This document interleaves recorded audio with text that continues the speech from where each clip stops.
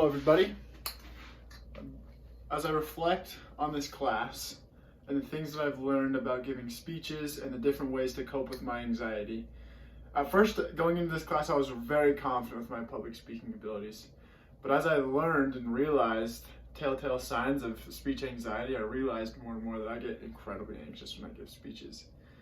But I'm grateful that I was able to develop these 3 different strategies that were able to help me to be able to get rid of my speech anxiety. And the visual aid that I'm going to use for us today, all of you know that I'm very passionate about the sport of lacrosse. So I thought that would be fitting to use my very own lacrosse stick.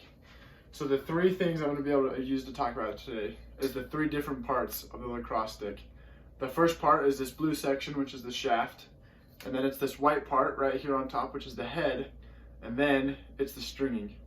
So for me, the shaft of my speech anxiety was visualizing success. It's kind of like the rock, the base, and what gives the everything to my lacrosse stick and to my speech is a foundation. Because without me visualizing success, there was a lot of confidence that I missed out on.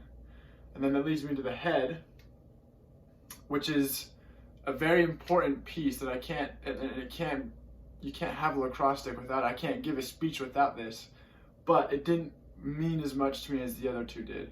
And that was using coping statements, things like me saying to myself, "You've got this," or "You can do it, you'll give a good speech," things like that, just really trying to build my confidence level in this.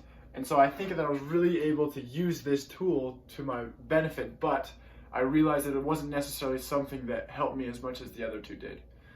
The most important part of my speech preparation was prepare and practice.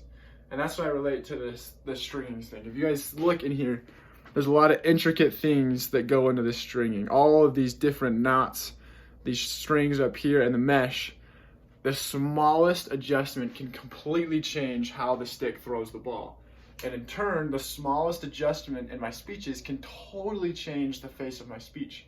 So as I would prepare and practice, I would be able to fine-tune my speech to get words out that I don't want to say or find things that I would want to say. And that's what happens with my lacrosse stick. I spend hours throwing with a stick before I end up actually using it in play or even in practice, because it has to throw exactly 100% how I want it to. And that only happens through practice. I have to constantly be passing, throw it up against the wall, adjusting the strings until it's perfect. And that's how it is with my speeches. That I was able to prepare and most importantly practice my speeches and fine-tune what I wanted to do. Speech anxiety is something that I never really thought I had, but I'm grateful that I was able to learn and realize that everyone has it, but that there are things that I can do personally to make it so that I can not be affected by it in the long run in my public speaking. Thank you.